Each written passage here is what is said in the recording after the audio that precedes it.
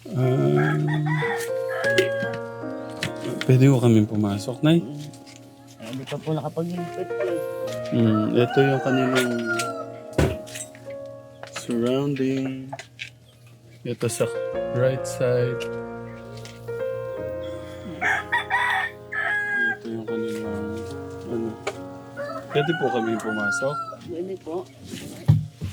Parang wala na tayong dadaan na. Wala po eh. Papasok po, Nay. Opo.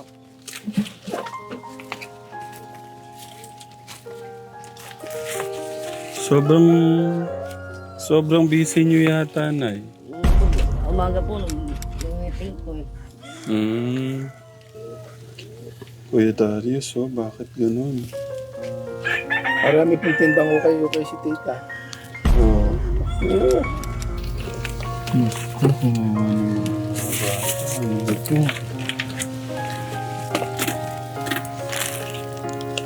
Alam mo, parang maiyak kay ate. Kaya nga nagulat ako. Ano to? Ba't ganyan? Inaapakan niyo yung damit, yung ano na eh. Nilinis ko po mamaya eh. Diyos ko, maiyak ako sa... Pero yung puso ko naiyak na eh. Sa kalagayan ng mga anak niyo. Kasi kung mahal niyo yung mga anak niyo, hindi niyo pipiliing ganyan. First time ko makakita ng ganito.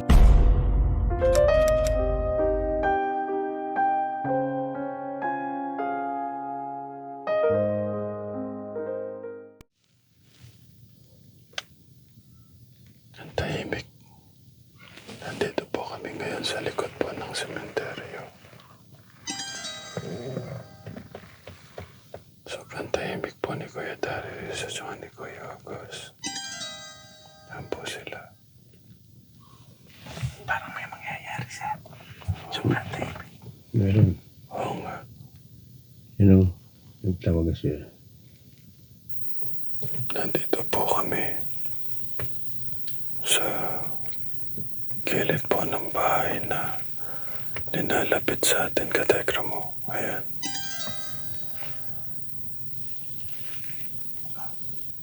Tara, tingnan natin.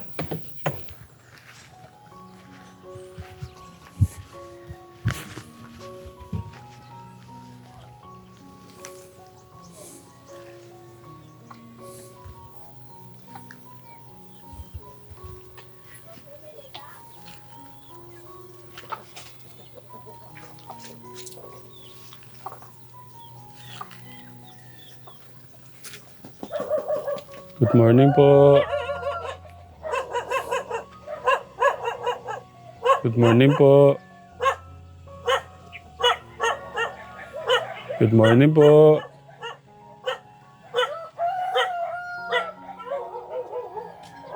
Good morning po.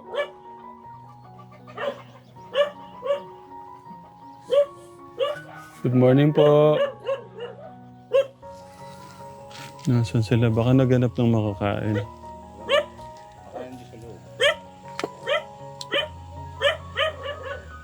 Kamusta po? Kamusta yung pagbili po ng ulam? Ganun po. Isa sa napili ng ano, sa nasilip ng ano, isa sa nagbabayad ng lote. Paano po yan, nanay? Ano? Ha?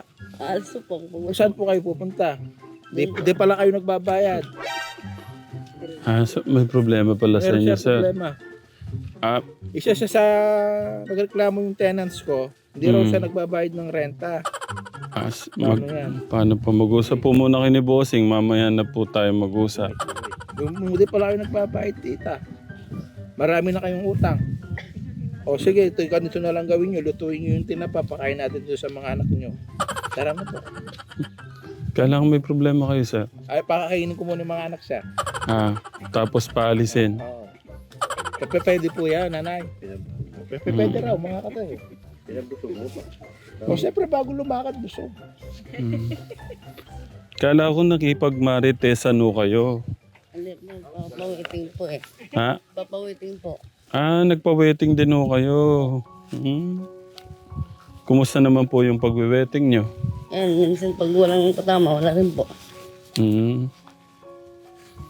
Ito yung mga nakita natin kanitang katekram. Ito po, anong gagawin niyo dito? Pambalangkas ko sa bahay. Pambalangkas. Okay lang po, lagay ko itong mic sa inyo na. Dito na lang po. Ayan. Pambalangkas sa bahay po niya. Nasaan po ba si tatay? Nagbibilad po ng palay. Hello kuya. Morning. Sorry hindi ko kayo nabalikan kaagad. Ang init po, no? Sobrang init po ngayon katekram.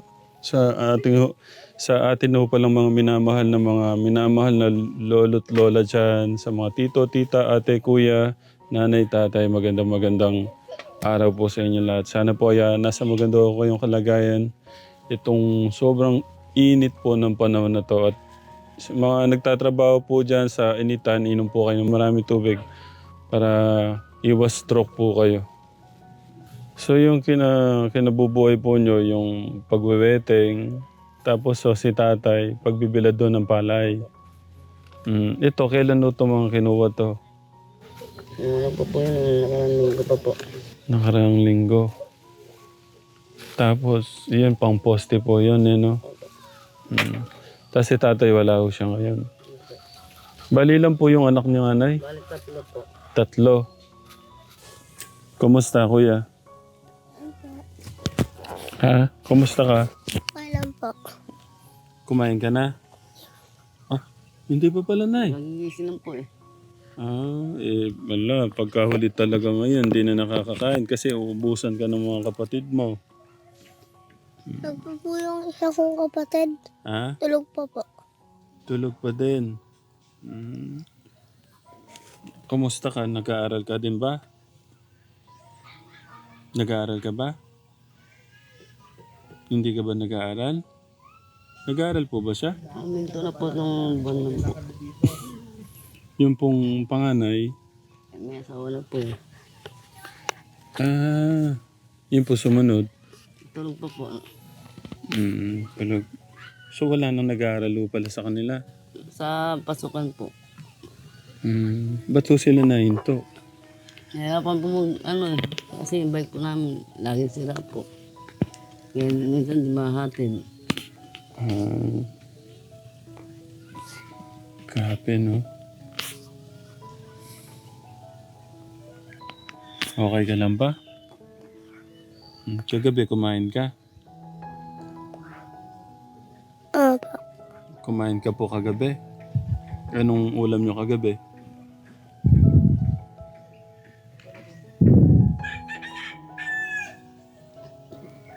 Salita ka? Kumain po ba siya kagabi? Anong plano niyo sa mga anak niyo, nay? Pag-aaralin po, kasunod na pasukan po. Ba't nun hindi niyo pa naisip na paaralin mo sila? Itong lang po, minto po, itong February lang po. February. Ito nga po, ko po yung paalis na po kami din, pinilalipat po kami dun. Lilipat ko kayo doon. Okay. Kasi may mga tanda na po eh. May dilaw po na po. Hindi niyo pala tulupa. Hindi po. Ba't po kayo napunta rito? Dati po doon po kami sa Putol po eh. Doon sa dinanan yung bakanting lupa po doon. Doon po kami dati. Nalipat kami Lipat din. po kayo dyan. Ito pinahuhulugan po to. 1.5 square meter. Magkano po? Yung 50 square meter, 75,000. Doon po kami nilipat sa kabila.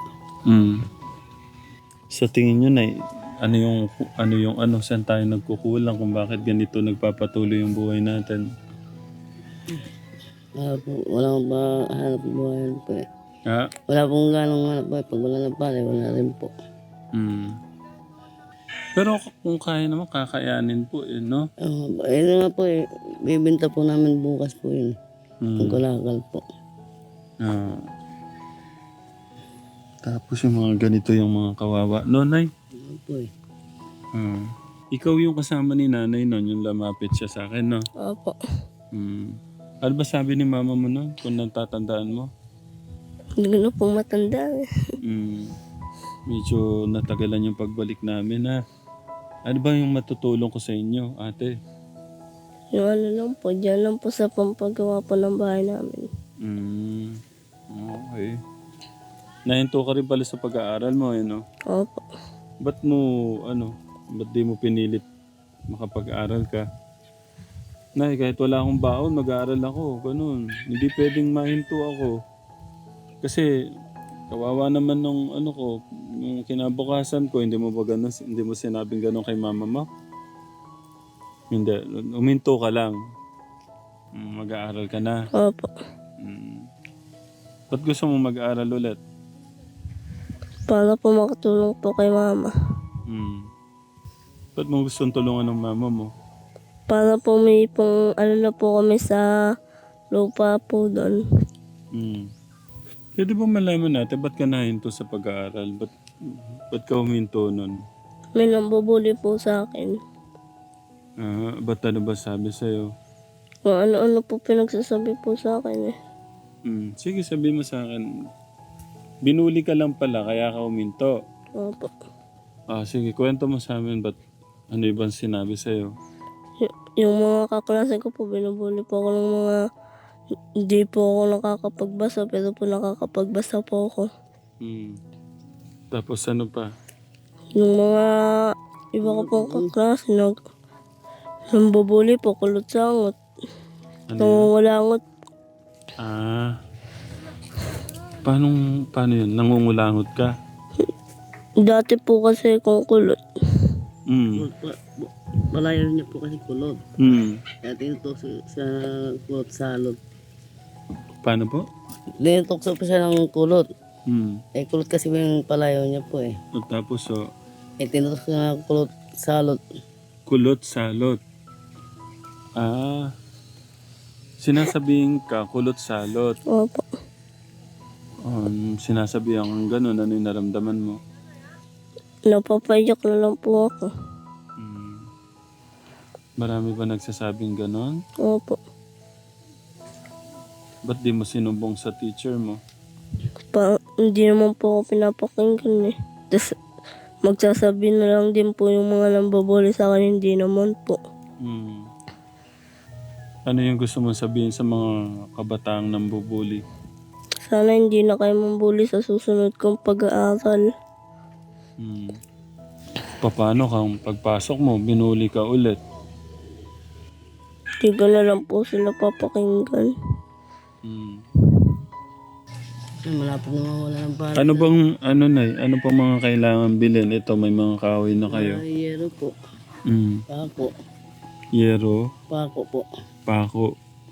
Yun na lang. Yung pandingning po. Nasa magkano po yung yero? 4 kilo lang po eh. Mm.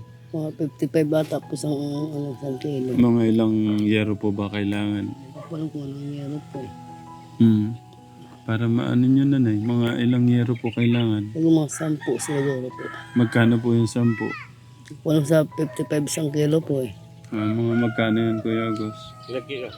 55 isang kilo po eh. Mga 10 yero daw. Bossing, ilang kilo kada isang yero? Ilang kilo kada isang yero? 250 isang yero. 250, 500 dalawa, 1,000 apat. Oo. Then nasa 3,000. 2.5. 2,500. Nasa 2,500 po yung yero. Saan niyo po ilalagay yung bagong ito? Ito may kahoy na sila. Nakita ko nga kanina ka Tekram. Tapos yung pang poste, tama, 4 na poste. Tapos ito po yung pang Balangkas po. pang balangkas. Pero kulang pa po yan no, Nay. Opo. Pero masilip namin yung bahay niya, Nay. Ano nga lang, ate ko lang nga lang gusto dito, ate. Yung medyo masukal po, no? Pwede ko kami pumasok, Nay? Hindi pa po nakapag-ilipit po eh. Ito yung kanilang surrounding. Ito sa right side. Ito yung kanilang Pwede po kami pumasok? Pwede po. Parang wala na tayong dadaanan na. Po eh. Papasok po, Nay. Opo.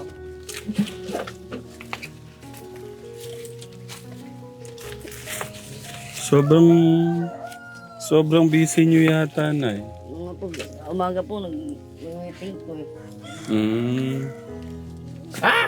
Gano'n. Ano? Hindi pa po nakapag-meeting po eh. Parang nasa payatas kayo ah. Kuya Darius, bakit ganun? Marami pong tindang ukay-ukay si tita. Oo. Anong ginagawa nyo na? I mean,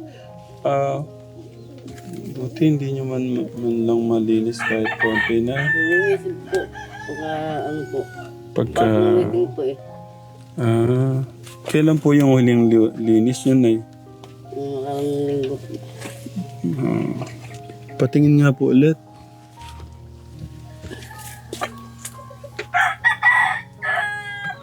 Mahirap yan na, hindi ko kayo nakakapaglinis. Ay maglilinis po po sana ngayon, tapos maglilinis ako ng kalakal din po eh. Bibenta po sana kalakal niya eh. Diyos ko, patawarin po tayo. Kaya nanay, dapat maglinis ka. Eh kung may cobra dyan.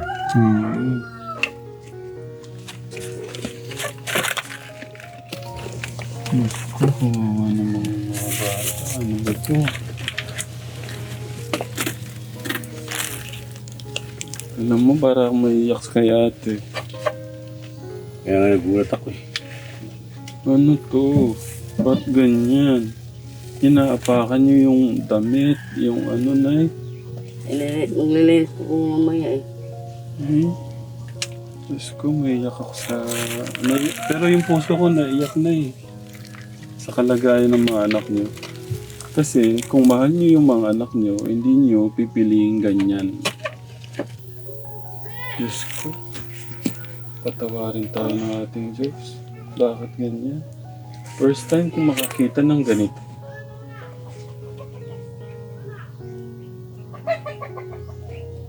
Hindi ko first time nakakita ng makalat. Pero first time kong nakita yung kalagayan nung ganito, yung tulugan, yung ano... Tito Darius, dito nga. Medyo payuhan natin si nanay. Na sige, pwedeng dito tayo. Gaya niyan. Diretso na. Apak niyo dyan. Oh. Yun.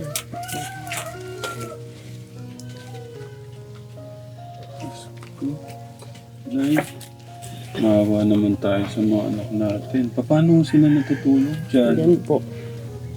Yan po kami natutulog tatlo po. Pwede kong pumasok. Paano? Saan po ako aapak? Diyan, ito po yung apakan. Ay, ba't ganon? Bato? Ay, ano? Dito po. Baka bote na ito yata tatanong. Sus ko kate. Bote Ano nga. to? Bote nga. Bote ng kalakal. Kalakal po. Magic. Ayan pa. Kalakal o pinag-inuman na eh. Sige, mamaya tayo mapunta dyan. Oh, ano sinasabi ko?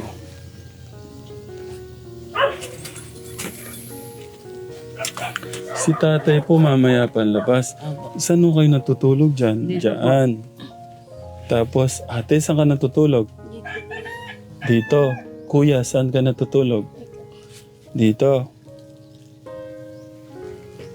Diyos ko, Maria Joseph.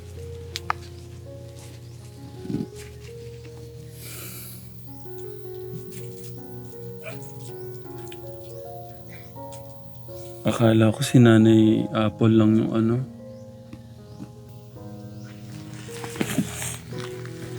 Hosing, ginawang kutsyon.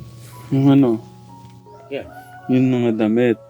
Siguro sa sobrang dami rin po na nagbibigay sa inyo ng damit. Tapos ganyan na lang. Eh, wala pong malagyan pong damit po eh. Kuya Darius, may gusto kang sabihin kay nanay? Ay, maglilinis po tayo pagka may time. Opo. Kamukha nito para yung press, utak natin nape-press kuhan. Kanina pong wala kayo, sumilip na po ako. Sabi ko, ang daming ukay-ukay ni nanay. Kung gusto niyo po ba yung ukay-ukay?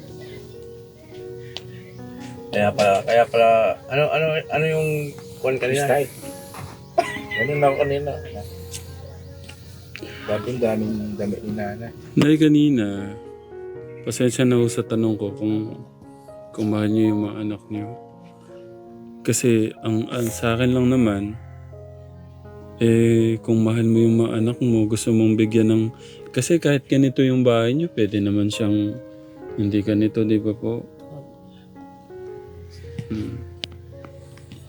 Ano kayang magandang pwedeng gawin namin? Gusto nyo, tulungan ko kayo, maayos to. Hindi po mamaya po nalangisip po namin. Tulungan na po namin kayo para baka nakakagulo sa isip niyo yung ano. Hindi naman po. Hindi kaya naman tayo makaukay ng... Ahas. Malamang, baka merong sa baba. Nasa ilalim sila ng kawayan. Ayan, sa likod pa oh. Ay, bibenta pa po to, tita, pagka malinis. Kumari ako, Nay. Ako, pinatira ko kayo dito o binigyan ko kayong pagkakataon na manirahan, mapag-aral yung mga anak nyo. Tapos kung gaganituin nyo yung pagkakataon na binibigay ng mga tao, kaya nga sabi ko sa inyo, tayo din ang pumipili. Kaya ano po, hanggat maaga pa, hanggat may panahon. Kasi iniisip ko yung mga bata, oh. Nililinis naman po kami mamaya eh.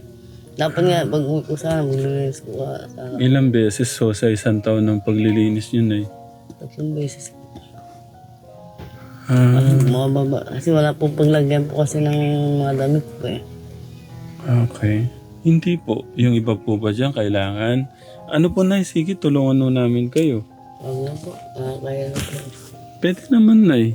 Para ano? Paglagyan po eh. Ha? Maghanap Nagagamit pa ho ba yan lahat?